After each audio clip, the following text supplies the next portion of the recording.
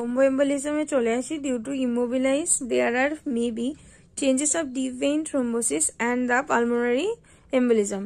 মানে যখন কোনো ক্ষত জায়গাটা যে ফ্র্যাকচারটা হয়েছে, এবার যদি কেউ নড়াচড়া না করে বা একই জায়গায় যদি বসে থাকে, এর ফলে কি হচ্ছে যে সেই জায়গাটাই মূলত রক্তনালীতে রক্ত জমাট বাঁধছে, পালমোনারি যে ভেইনগুলো সেগুলোতে রক্ত জমাট বেঁধে যাচ্ছে।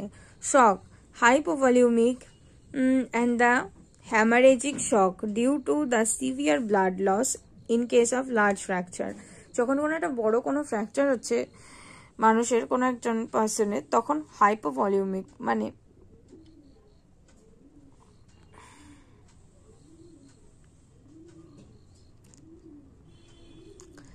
হাইপোভলিউমিক অ্যান্ড মানে প্রচুর পরিমাণে রক্ত ক্ষরণ হচ্ছে।